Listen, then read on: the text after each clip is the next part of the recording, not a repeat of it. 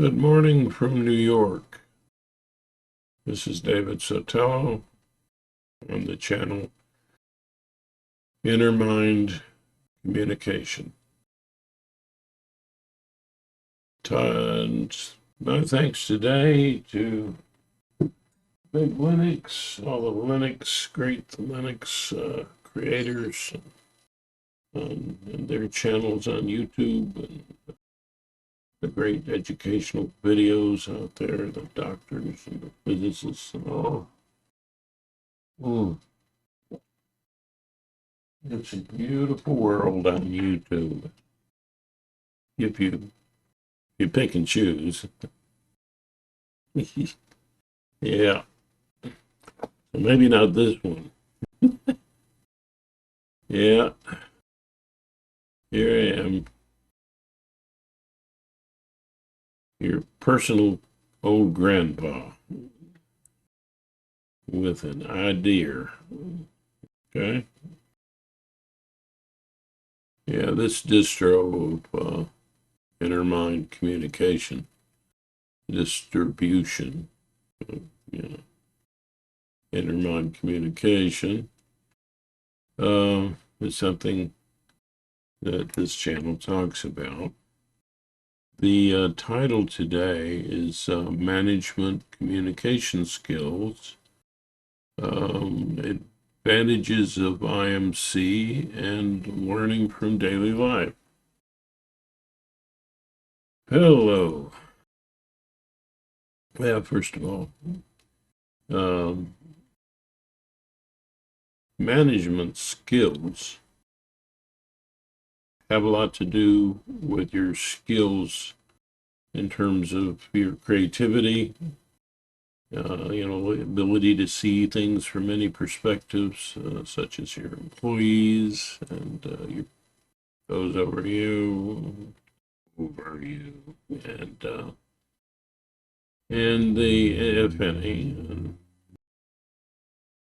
and of course, customers always over everybody, sort of speak, kind of.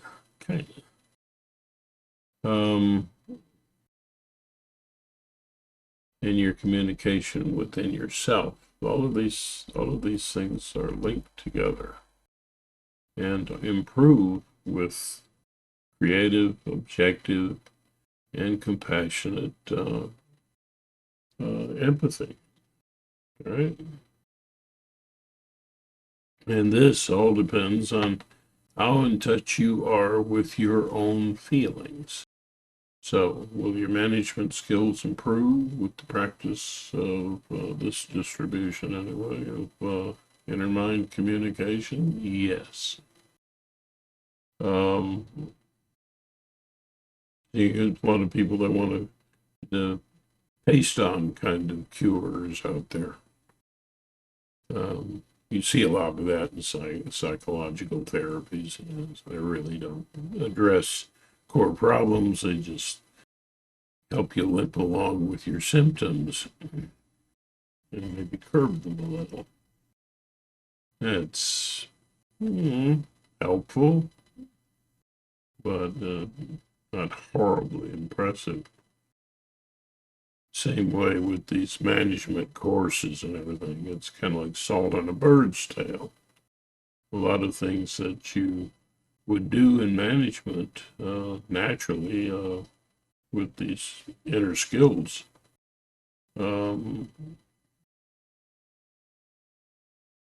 Yeah, you can fake it, but you're never going to make it. Yeah, not like that. Not just by pasting on things. You're not going to have the motivation. They come in, oh, you should do it this way. But where's your motivation to do it that way?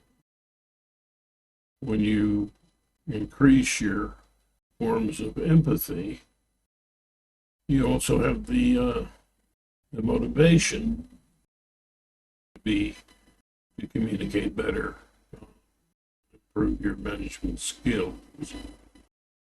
Can you learn from outside life and a few basic lessons? Well, yeah, of course. But without that motivation, it's kind of just pasting on.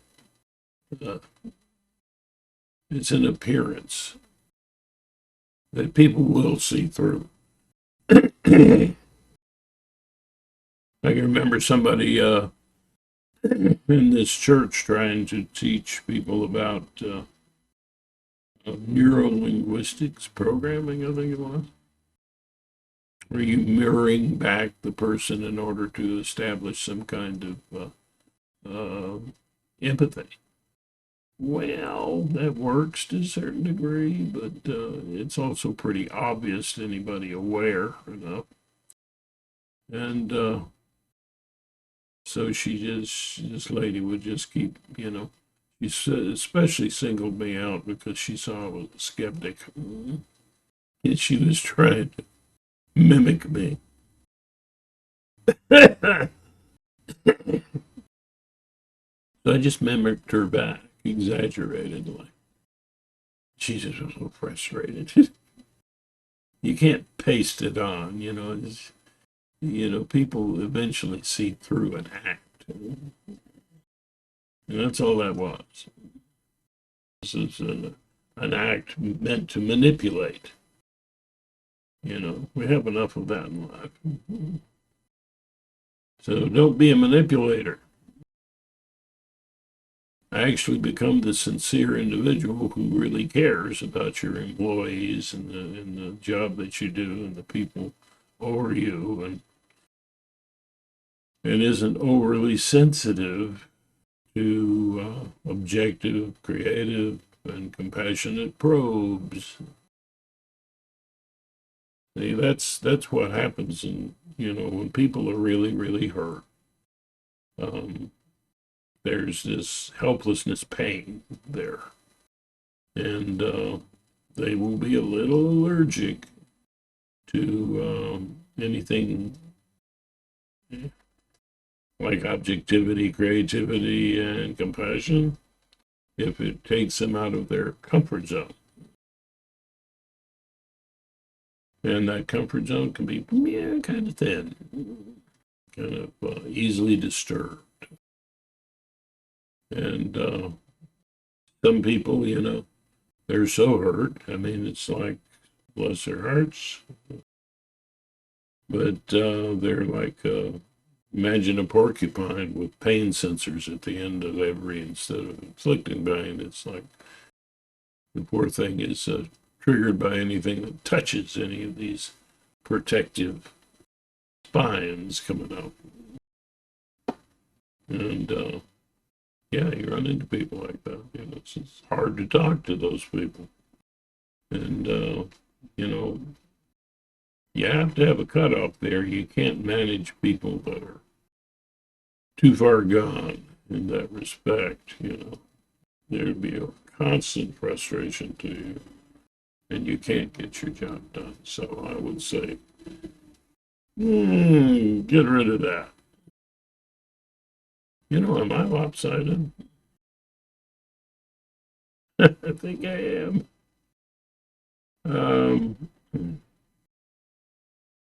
Yeah, so that's this old grandpa's advice about management.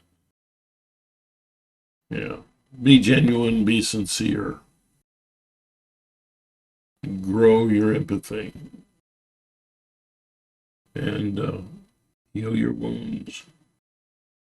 And as far as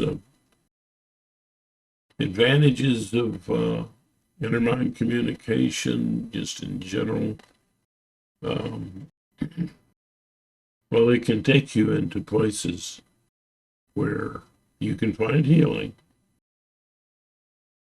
but you can do it alone.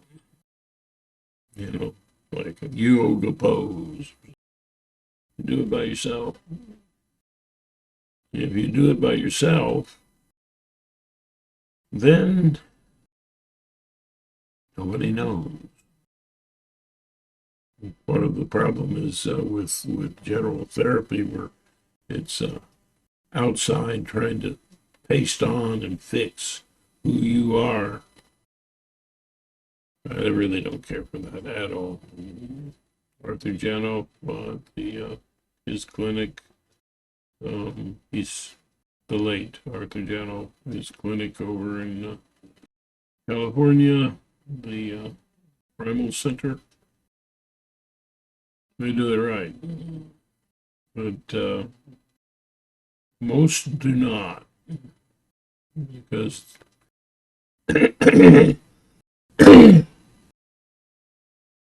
you know a dog licking its wounds knows where to lick. Yeah, and that yeah. So you're the one feeling things. It's your brain that creates symbolic defenses around your helplessness, hurt, which is become attached to need, forcing you into safer symbolic forms. It's your brain that created it. It's your brain that knows what's going on. The advantages of inner mind communication over, for instance, therapy, um, uh, an outside agent, is that there's some things that should be private. I'll never forget this one character who was doing inner child stuff. You're as sick as your secrets. Well, the society is sick and very unforgiving, and they go on impressions. So if you reveal too much, of what's negative in you, it can be exaggerated, it can be used against you. You need to be able to do inner mind communication. You do it every day anyhow. It's just a more managed approach where, you can learn greater skills with it.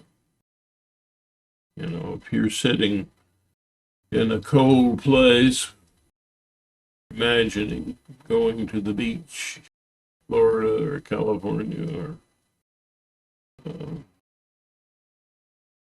somewhere in the Bahamas, any warm, wonderful place. Yeah.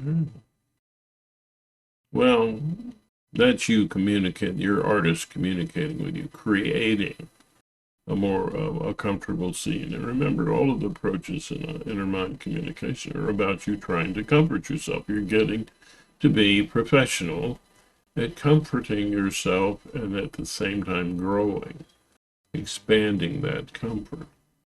So that's the artist. You turn on music and you listen to it, your choice. The artist in you is helping you, the dramatic self, feel better. Okay, that's the communication. That's one of the practices in inner mind communication. If you're talking about, reasoning things out in your head, that's your objective self talking to you about your problems, to your dramatic self who has those problems, and you're talking back and forth. What's wrong? And then what can I do about it? So you're talking to your inner counselor. Yeah, of course you are.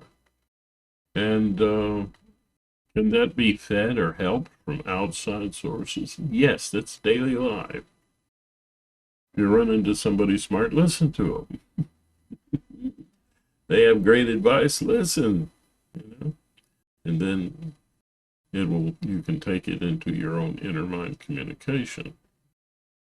The same thing with compassion. You learn from compassionate people, certainly, and they help you feel better. Well, that example will help you. And comfort, how will you do that every day? Well, if you're seeking compassion, a more compassionate view, well, that's where you're thinking about others, like your children or whatever, What can you do to help them? You might ruminate about people who are trying to help you either badly or well, and you're communicating between that caregiver perspective and your dramatic self. So you're doing it every day with inner mind communication. You're getting a handle on it.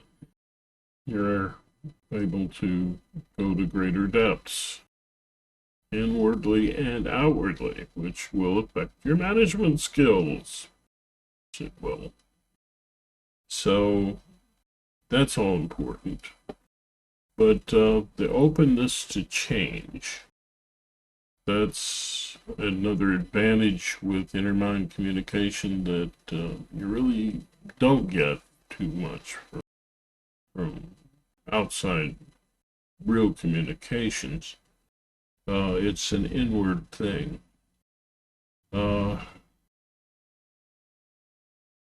Yeah, it's a non-language thing where you transcend the feeling or the what you've been programmed into in terms of who you are.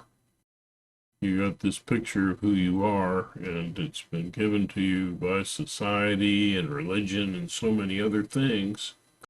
And you need to be able to transcend that. Going back to the infant mind, to who you were as a baby, as a creature without language, you can get beyond that. You can go, well, here I am, still alive without a concept, and appreciating that. So that involves focus and play and an expression of your needs, and but on a non-verbal level. Yeah, and where's the example of these things that you do in daily life? Well, if you meditate, that you're working on your focus. That's one of the inner mind communication methods. If that's your mindfulness, except that you're focused on your feelings. All of this is focused on feeling a need and feeling more comfortable. And of course, you need the outside influences to grow too. You don't do it all together in yourself. You don't go to a mountaintop and come back, I'm perfect now. I don't know. Maybe you developed a greater tolerance for the cold. You're not perfect. Anyway, so, and play. Well, if you make up a tune or in your head,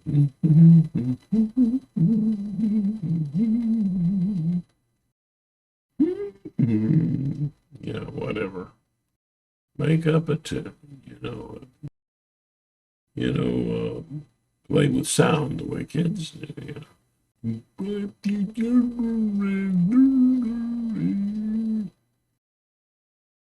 Play with those sounds, without it having to be a language. Yeah. Pentecostals do that.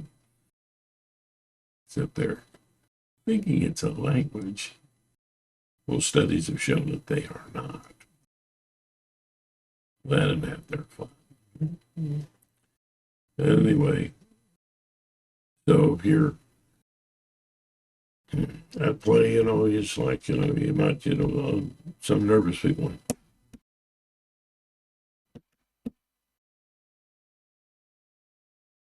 You're being playful. You're developing your play skills and you're getting in touch with yourself without language. If you improv, your musical instrument. Yeah, and that's partly hardest, creating the playing. But also, you're just being at play. If you're being spontaneous, then you're developing your openness to play without the constrictions of society and so on, which can be rather extreme. Um, could this lead you to a point of being an oddity in society? Yes. Uh, Great scientists have been killed. So you need to, as you grow inside, you'll need to perhaps change people that you keep around you outside reality.